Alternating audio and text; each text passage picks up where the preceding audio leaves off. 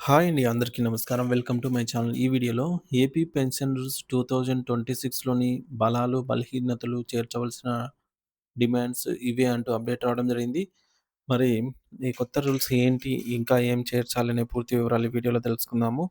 Video అయితే ఎక్కడే గాని స్కిప్ చేయకుండా ఎండ్ వరకు చూసేయండి. అప్పుడే ఇన్ఫర్మేషన్ పూర్తిగా అర్థమవుతుంది. అలాగే వీడియో చూస్తున్న ప్రతి ఒక్కరు వీడియోకైతే లైక్ చేయండి ఫ్రెండ్స్. ఈ వీడియోని తోటి ఉద్యోగ పెన్షన్ మిత్రులతో అయితే షేర్ చేయండి. కొత్తగా మన ఛానల్ చూస్తున్నవారు ఇంకా ఎవరైనా సబ్స్క్రైబ్ చేసుకోనట్లయితే వెంటనే మన ఛానల్‌ని సబ్స్క్రైబ్ చేసుకోండి. సో, దీని ద్వారా నేను చేసే లేటెస్ట్ వీడియోస్ అన్నీ మీ వరకు రీచ్ అవుతాయి. ఇక ఆలస్యం చేయకుండా వివరాల్లోకైతే వెళ్ళిపోదాము. ఫ్రెండ్స్ విషయానికొచ్చినట్లయితే ఆంధ్రప్రదేశ్ ప్రభుత్వం ప్రవేశపెట్టిన AP civil services pension rules 2026 ముసాయిదా అనేది సుమారు 4 దశాబ్దాలకు పైగా అమల్లో ఉన్న 1980 నాటి పాత చట్టాలను ప్రస్తుత ఆధునిక కాలానికి అనుగుణంగా మార్చడం నిజంగా అభినందించదగ్గ మరియు స్వాగతించదగ్గ పరిణామంగా చూడాలి. నేటి డిజిటల్ యుగంలో పాతకాలపు వ్రాతకోతలు కాకుండా ఆన్‌లైన్ విధానాలకు పెద్దపీట వేస్తూ ప్రభుత్వం ఈ మార్పులు చేపట్టింది. అయితే కేవలం సాంకేతిక మార్పులు మాత్రమే సరిపోవు. ఉద్యోగ, ఉపాధ్యాయ మరియు పెన్షనర్ల ప్రయోజనాల దృష్ట్యా చూస్తే ఇందులో ఇంకా చాలా కీలకమైన సవరణలు చేయాల్సిన అవసరం ఉంది. రాబోయే ఫిబ్రవరి 20, 2026 లోపు వివిధ ఉద్యోగ సంఘాలు తమ అమూల్యమైన అభిప్రాయాలను మరియు అభ్యంతరాలను ప్రభుత్వానికి సమర్పించాల్సి ఉంది. కాబట్టి ఈ డ్రాఫ్ట్ నిబంధనల్లో ఉన్న బలాలు, బలహీనతలు మరియు తప్పనిసరిగా చేర్చాల్సినటువంటి డిమాండ్‌లను మనం అత్యంత లోతుగా విశ్లేషించుకోవాలి. మరి ఈ క్రమంలో ముందుగా కొత్త రూల్స్‌లోని సానుకూల అంశాలను గనక గమనించినట్లయితే, పాత పెన్షన్ లెక్కించడానికి సగటు వేతనం యావరేజ్ ఎమోల్మెంట్ ప్రాతిపదికన ఉండే గందరగోళాన్ని తొలగించి నేరుగా చివరి వేతనం లాస్ట్ డ్రాప్ బేసిక్ పే ఆధారంగానే పెన్షన్ నిర్ణయిస్తామని అయితే ఈ ఈ మేరకు చట్టబద్ధం చేయడం వల్ల పెన్షన్ గణనలో స్పష్టత వస్తుంది. అలాగే నిధి వంటి ఆన్‌లైన్ పోర్టళ్లను నిబంధనల్లో ఒక భాగంగా చేర్చడం వల్ల పెన్షన్ మంజూరు ప్రక్రియలో అనవసరమైన జాప్యం ఉండదు. మరియు కార్యాలయాల్లో లంచగొండితనానికి ఆస్కారం లేకుండా అత్యంత పారదర్శకంగా పనులు జరుగుతాయి. అయితే ఈ పారదర్శకతతో పాటు కొన్ని ప్రమాదకరమైన అంశాలు కూడా ఈ ముసాయిదాలో పొంచి ఉన్నాయి. వాటిలో ప్రధానమైనది ఆర్థిక శాఖకు కల్పించిన విశేష అధికారము. అవును ఫ్రెండ్స్. రెసిడ్యూవల్ మ్యాటర్స్ అంటే ఈ నిబంధనలో స్పష్టంగా పేర్కొనని ఏ ఇతర అంశాలపైన అయినా నిర్ణయం తీసుకునే పూర్తి అధికారాన్ని ఆర్థిక శాఖకు ఇవ్వడం వల్ల భవిష్యత్తులో ఉద్యోగులకు అనుకూలమైన నిర్ణయాలు వెలువడడంలో జాప్యం జరగవచ్చు. లేదా ఆర్థిక శాఖ తన గుత్తాధిపత్యాన్ని ప్రదర్శించే అవకాశం ఉంది. అదేవిధంగా గతంలో ఉన్న అప్రెంటిస్ సర్వీస్ మరియు వార్ సర్వీస్ వంటి కాల పరిమితులను క్వాలిఫైయింగ్ సర్వీస్ నుండి తొలగించడం వల్ల ఈ అటు అటువంటి పాత కేసులు ఇంకా పెండింగ్‌లో ఉన్న ఉద్యోగులకు తీవ్ర ఆర్థిక నష్టం వాటిల్లే ప్రమాదం ఉంది.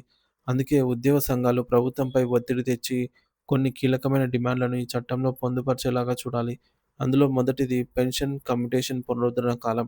ప్రస్తుతం పెన్షనర్లు తమ పెన్షన్‌లో కొంత భాగాన్ని కమ్యూట్ చేసుకుంటే అది తిరిగి 15 సంవత్సరాల తర్వాత మాత్రమే పునరుద్ధరించబడుతుంది.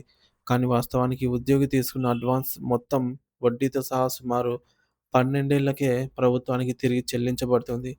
గుజరాత్ మరియు కేరళ వంటి రాష్ట్రాలు ఇప్పటికే ఈ కాలాన్ని 13 ఏళ్లకు తగ్గించాయి. కాబట్టి ఏపీలో కూడా దీన్ని 12 లేదా 13 సంవత్సరాలకు తగ్గించాలని కోరడం అత్యంత హేతుకరమైన అంటే సమంజసమైన డిమాండ్. ఎందుకంటే 15 ఏళ్ల వరకు వేచి చూడటం వల్ల పెన్షనర్లు భారీ ఆర్థిక నష్టానికే గురవుతున్నారు. మరో ప్రధాన డిమాండ్ ఏంటంటే అదనపు పెన్షన్. అవునండి. అడిషనల్ క్వాంటమ్ ఆఫ్ పెన్షన్ స్లాబులకు సంబంధించి ప్రస్తుతం 80 ఏళ్లు దాటిన వృద్ధులకు మాత్రమే అదనపు పెన్షన్ ప్రయోజనం లభిస్తోంది. కానీ ప్రస్తుత కాలంలో మారుతున్న జీవన శైలి మరియు పెరుగుతున్న వైద్యం ఖర్చులను దృష్టిలో ఉంచుకొని 70 సంవత్సరాల నుండి 10% అదనపు అదనపు పెన్షన్ అందించేలా నిబంధనలు మార్చాలి. ఏపీలో అయితే 70 ఏళ్ళు దాటిన వారికి 7% బదులు 10% అయితే తిరిగి పునరుద్ధరించాలి.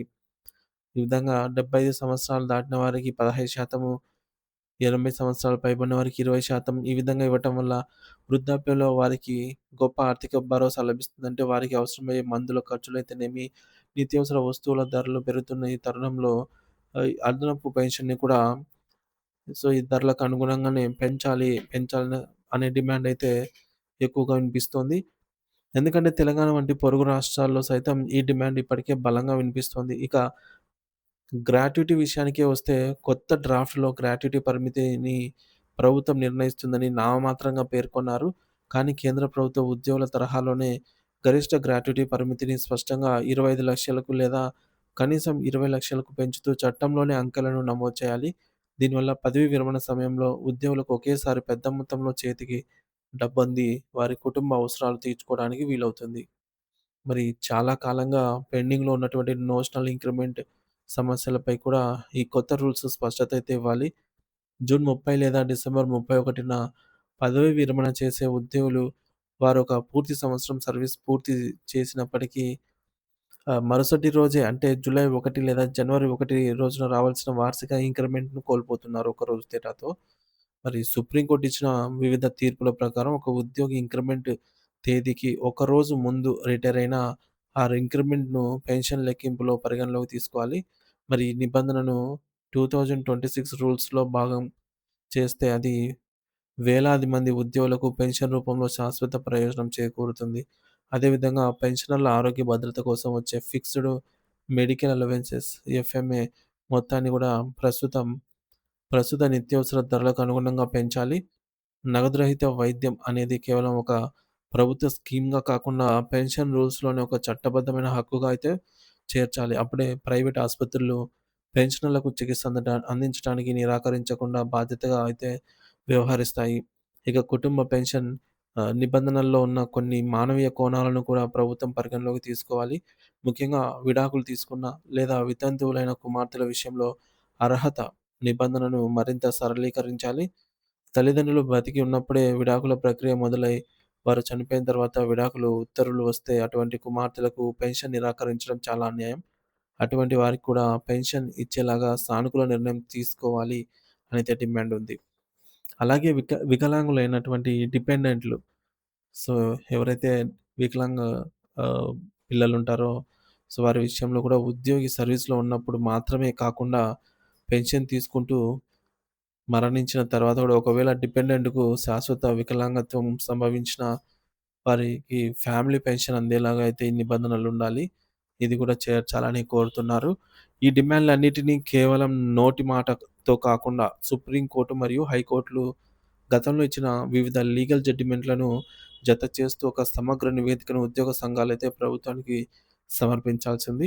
ఇక పెన్షన్ పేపర్‌ల ప్రాసెసింగ్ చేసే అధికారులకు కూడా ఖచ్చితమైన గడువు విధించి ఒకవేళ జాప్యం జరిగితే ఆ కాలానికి పెన్షనర్‌కు వడ్డీతో సహా చెల్లించేలాగా కఠినమైన నిబంధనలుండాలి. ఈ యొక్క 2026 నిబంధనలనేవి రాబోయే 20-30 ఏళ్ల వరకు లక్షలాది మంది ఉద్యోగుల మరియు వారి కుటుంబాల ఆర్థిక భవిష్యత్తును నిర్ణయించేవి కాబట్టి, ఇప్పుడు చేసే చిన్న చిన్న పొరపాట్లు భవిష్యత్తులో తీరని నష్టం కలిగిస్తాయి. అందుకే ప్రతి అంశాన్ని లోతుగా చర్చించి సరిదిద్దుకోవటం అనేది మనందరి బాధ్యత.